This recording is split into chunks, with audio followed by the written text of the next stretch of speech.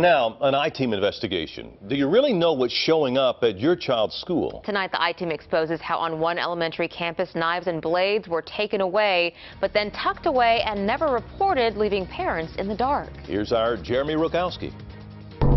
If someone approached you with this, you would scream for help. You would run. You would be alarmed. This mother of two was sure alarmed, calling it a violent weapon that can really harm or kill somebody. This weapon and several others were not confiscated from hardened criminals, but rather from kids as young as 7 here at HISD's Patterson Elementary School on the city's southeast side. That is not okay. But worse yet, says Gabby Gutierrez, somebody is covering up something. Why? For starters, this video taken by school employees shows the weapons shoved in a file room. Employees say Patterson's principal, Jeannie Castano, kept the weapons under wraps. If they would have been reported how it should, it would have looked bad on the school. This employee says keeping the contraband, which included replica guns and even condoms, all quiet was all about preserving Patterson's image. Do parents have any idea this is going on? No. Parents do not know, and parents do need to know. But they would probably never know by checking Patterson's state record. You see, schools are supposed to report to state officials when they discipline a student for having an illegal knife or even a non-illegal knife with a blade less than 5.5 inches long. Patterson did report the incidents, but never mentioned weapons of any kind, and instead labeled them as minor code of conduct violations.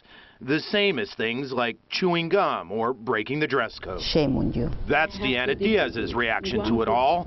She taught 4th grade at Patterson. If nobody knows about it, it doesn't exist. Right. And when that happens, Diaz says, what makes me think is what's going to be next. It is endangering the lives of 950 students. Diaz and others we spoke with squarely put the blame on Principal Castano, who declined to be interviewed, and when we tried to approach her on campus, HISD police showed up. Castano later said she stands behind a statement the district sent us, which reads in part, "The safety of our students is always our absolute top priority." It went on to say, naturally, we will review this report thoroughly and make adjustments to our approaches at Patterson should we find that they are needed. What's going to be enough? For this mom, any change can't come soon enough. How long does this pattern have to occur, a bad pattern have to occur to intervene and correct it and stop it?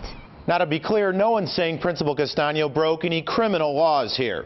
Even though she didn't report the weapons to police, HISD says she didn't have to because all the knives were smaller than what's considered illegal. Still, parents say no matter what the size, they want to be in the know when weapons of any kind come into their children's school. Jeremy Rogowski, KHOU 11 News.